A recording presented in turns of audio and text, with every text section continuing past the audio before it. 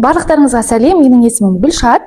Бүгін біз сіздермен декретте отырған аналарға қалай үйде отырып табыс табуға болатыны туралы айтатын боламыз, және де өзімнің 5 жылдық тәжірибеме сүйене отырып топ 3 нишаны айтатын боламын. Солардың ішінен өзіңізге қалауыңызды таңдап жасасаңыз болады. Ең алдымен мен өзімді таныстыра кетейін. Менің есімім Гүлшат. Мен онлайн салада жұмыс жасап жатқаныма 5 жыл болды, және де мен тұрақты табыс табамын, және де неше түрлі кәсіпкерлермен жұмыс жасайтын инфопродюсер, наставникпін. Осы өзімнің блогымда үйде отырған аналарға мотивация болсын деймін, өзімнің опытым мен біліммен бөліскім келеді. Менің парақшама тіркеліп алыңыздар және лайк басуды ұмытпаңыздар. Достар, қыздар, егер де сіздер үйде отырып табыс табамын деген ниет болса сіздерде, бірақ бастауға қорқып жүрсеңіздер, қай саланы таңдауларыңызды білмей жүрсеңіздер, осы видеоны соңына дейін қараңыздар. Сіздерге күшті кеңестер беретін боламын, және де ол кеңестер сіздерге мықты пайда алып келеді. Мен өзім онлайнда жұмыс істеуді 2019 жылдан бастадым, және де сол кезден бері мен неше түрлі нишаларды көрдім, және ол нишаларда қалай табыс табуға болатынын, қалай минусқа кетпеуге болатынын туралы өзімнің опытыммен сіздермен бөлісетін боламын. Қазіргі кезде әйел адамдар үйде отырып табыс табу бұл бір хобби ретінде емес, бір қажеттілікке айналды десем болады. Өйткені бір зарплата қазір ештеңеге жетпейді, және де баланың пособиясы ол баланың өзінен артылмайды, ал әйел адамдар өздерін дамытқысы келеді, бір орында тұрғысы келмейді, басқалардың жасап жатқанын көріп сіз де қызығуыңыз мүмкін, сіз де жасағыңыз келуі мүмкін, бұл бізде норма. То есть сіз де өзіңіздің кәсібіңізді бастап көруіңізге болады. Бірақ егер қалай бастарымды білмеймін, неден бастарымды білмеймін, қандай кәсіп түрін таңдарымды білмеймін десеңіздер, менің парақшама тіркеліп алыңыздар, мен осы туралы айтатын боламын. Біріншіден, өзім 2019 жылдан бастап онлайн кәсіпке келген кезде мен неше түрлі салаларды жасап көрдім, және де өзіме лайықтысын таңдап алдым. Егер де сіздер қазір білмей жатсаңыздар, неден бастарларыңызды, ананы істеп көрдім, мынаны істеп көрдім деген ойлар болатын болса, это нормально. Сіздер қазір өздеріңізді іздеп жатсыздар, өздеріңізге лайықтыны іздеп жатсыздар. Яғни біз бір нәрсені жасап көрмей, өзімізге лайықтыны біз біле алмаймыз. Ол бізге келеді ма, жоқ па деген сияқты, Сондықтан да өзімізге лайықтыны біз таңдау үшін біз оны алдымен жасап көруіміз керек. Өзіңізге уақыт беріңіз. Өзіңіздің қалаған кәсібіңізді табу үшін өзіңізге уақыт беріңіз. Және де ананы көрдім, мынаны көрдім, қолымнан келмеді деген сияқты өзіңізді кінәламаңыз. Бұл нормально. Адамның өзінің істегісі келетін, жасақсы келетін кәсіп түрлері болады. Соны жасап алып кету бұл сіздің қолыңыздан келеді. Ал егер де сіз қандай нишамен айналысарыңызды білмей жүрсеңіз, сізге топ 3 нишаны қазір айтатын боламын. Соны қарап өздеріңіз көрсеңіздер болады. Ең алдымен бұл бізде онлайн услугалар. Онлайн услугалар қазіргі кезде өте қатты дамып жатыр. Бұл салада сіздерге көп вложение талап етілмейді. Жалпы ешқандай вложениесіз бастауға болатын бизнес деген ол өтірік, қыздар. Ондай болмайды. Бәрібір де сіздерге қандай да бір кішкентай да болсын вложение керек болады. Рекламаға, жаңағыдай курстарға деген сияқты вложение бәрібір керек болады. Онлайн услугалар, именно мен осы онлайн услугамен айналысамын, инфобизнес деп жұмыс жасаймын. Онлайн услуга дегеніміз қазіргі кезде өте көп. Сіздер мысалға таргетолог бола аласыздар, SMM маманы бола аласыздар, копирайтер, прогревщик, рилсмейкер деген сияқты бола аласыздар. Және де тағы да онлайн қызметтің түрлері, ол онлайн бухгалтер бола аласыздар, басқа адамдардың ИП-сын жүргізуге көмектесіп, налогын төлеуге көмектесіп, декретке шығаруға көмектесіп, сондай онлайн қызмет түрлері бар. Сол қызметтердің бірін меңгеру арқылы өздеріңіз қалағандай үйде отырып басқа адамдарға қызмет көрсетіп, услуга жасап, сол арқылы табыс таба аласыздар. Бұл салада сіздерге жақсы бір курстан өтіп алу керек. Неге? Өйткені бәрібірде сіздің профессионализміңіз ертеңгі күні сіздің жақсы клиенттер табуға, жақсы ақша табуға көмектеседі. Сондықтан да бұл салада алған курстарыңыз өзіңіз үшін, өзіңізге кейіннен жылдар бойы сізге қызмет ететін болады. Мысалға, декретке шығаруды бір рет үйреніп алсаңыз, қаншама жыл бойы сіздер басқа адамдарды декретке шығарып, соның арқасында табыстарыңызды табуларыңызға болады. Не болмаса, то же самое Инстаграм жүргізіп, таргет жүргізіп деген сияқты, Бұл салада онлайн қызмет түрлері өте көп. Өзіңіз қалаған саланы таңдап, сол арқылы адамдарға қызмет көрсетіп, ақшаңызды алуыңызға болады. Және де бұл салада өте көп қаражат талап етпейді, бірақ та сіздің еңбегіңізді талап етеді.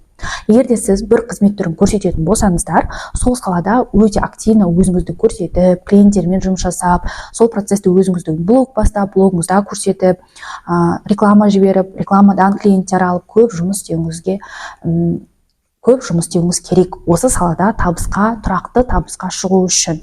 Күніне 2-3 сағат жұмыс істеу ол міндетті. Ешқандай жұмыс жасамай кәсібімді дөңгелетіп кетем деген ол дұрыс емес. Екінші сала бұл бізде қазіргі кезде өздеріңіз білетіндей өте танымал. Бұл бізде Турциямен бизнес, не болмаса Қытаймен бизнес. Сіздер Турциядан немесе Қытайдан өздеріңіз товар алдырып, дропшиппинг арқылы товар алдырып, өзіңіздің қолыңызда товар жоқ болса да дропшиппинг арқылы товар алдырып сата аласыздар. Ол қалай? Дропшиппинг дегеніміз сіздің қолыңызда товар жоқ болса да адамдарға сіз сол товарды алдын ала 50% төлемі алдырып, сол арқылы товарды тапсырыс беріп келген кезде қалған сумасын ала аласыздар. Өзім осы салада жұмыс жасағанмын, Қытайдан, Турциядан товарлар алдыратқанмын және де осы салада өте жақсы табыс тапқан болатынмын.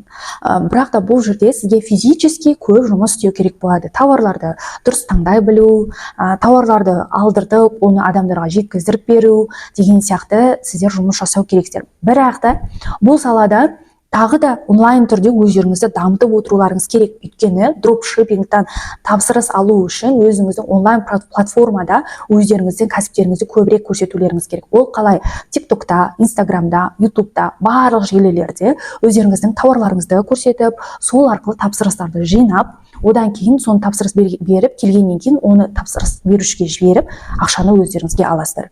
Яғни сол арқылы сіздер табыс таба аласыздар. Егер де сіздер товарларды жақсы таңдайтын болсаңыздар, егер де сіздер осы салада сатуды өте қатты жақсы көретін болсаңыздар, адамдармен сөйлесуді жақсы көретін болсаңыздар, осы саланы таңдасаңыздар болады. Бұл сала қазір өте қатты дамыған және де қазіргі кезде Америкадан, Турциядан, Қытайдан, жан-жақтан товарларды алып келіп, сол арқылы адамдарға көмектесіп, табыс тауып боларыңызға болады. Жалпы мен өзім айтар едім, Турциямен, Қытаймен жақсы жұмыс жасауға болады, өйткені бағалары ол жерде қолжетімді, товарлар тез келеді, сондықтан да осы салада сіздер табыс тауып, үйде отырып табыс табуларыңызға болады. Үшіншіден, бұл бізде жаңадан шығып жатқан, хит болып жатқан, қатты танымал болып жатқан, бұл бізде трейдинг нишасы. Трейдинг нишасын мен не үшін қостым? Бұл жерде өте көп ақша бар, және де трейдинг дегеніміз біздің елімізде енді келіп жатқанымен Америкада бұл бұрыннан жасап тұрған кәдімгідей кәсіп түрі. Оны адамдар кәдімгідей жұмыс сияқты жұмыс істеп, ол жерде күнделікті өздерінің табыстарын тауып отыр. Трейдингтің түрлері бар, ол акция немесе алтын деген сияқты. Акция дегеніміз ол жерде күнделікті дүйсенбіден жұмаға дейін, кешкі сағат 6-дан түнгі сағат 1:30-ға дейін портал ашылады. Сол жерде өзіңіздің акция жасап табыстарыңыз табуыңызға болады. Ал алтын ол жерде күнделікті табыс табуға болады. Азаннан кешке дейін жабылмайды, ол түнімен де жұмыс жасай береді. Бірақ та алтында кішкене көбісі қауіпті деп айтып жатады, көп ақша жоғалтуға болады, және де көп ақша табуға болады деп. Мен акция түрін меңгерген болатынмын. Акция дегеніміз ол қалай? Акцияны сіздерге қарапайым тілмен жеткізейін. Мысалға, базардан сіздер бір картошканы алдыңыздар, картошканың бағасы 200 теңгеге сіздер сатып алдыңыздар, бірақ та сіздер оның бағасын 400 теңгеден сатып отырсыздар. Сонда арада қалған жаңағы 200 теңге сіздердің таза пайдаларыңыз. Акция дегеніміз сол акциялар төмен кезде сатып алып, жоғарылаған кезде оны сату арқылы сіздер пайда таба аласыздар. Және осы трейдинг туралы өте көп YouTube желісінде видеолары бар, сол арқылы ізденіп көрсеңіздер болады. Бірақ та трейдинг саласында міндетті түрде курс алып, белгілі бір наставниктармен жұмыс жасауға мен кеңес беремін, чтобы сіздерде ақшаларыңызды слив жасап алмайтындай. Негізінде трейдингті өте қатты білімді талап етеді, және де психологически сіздер мықты болу керексіздер. Осы салада көп табысқа шыққыларыңыз келетін болса, көп іздену керексіздер, көп оқу керексіздер. Сонда сіздер кәдімгідей табысқа шыға аласыздар трейдинг бойынша. Қазіргі кездегі үйде отырып табыс табуға болатын нишалардың 3 түрін сіздерге айттым. Өздеріңізге қай ниша ұнайды, қай нишамен айналысқыларыңыз келеді, сол нишаны таңдасаңыздар болады. Егер сіздерге осы видео пайдалы болған болатын болса, міндетті түрде лайк басып, маған тіркеліп алдыңыздар. Мен сіздерге өте қызықты ақпараттар алдағы уақытта көп бөлісетін боламын. Әйел адамның қалай үйде отырып дамуына, отбасымен және де қалай жұмысты параллельно алып жүруге болатыны туралы көптеген мотивациялық сабақтар беретін боламын. Осы каналға тіркеліп алыңыздар және де лайк басуды ұмытпаңыздар. Менімен болғандарыңызға рахмет. Келесі видеоларда кездескенше.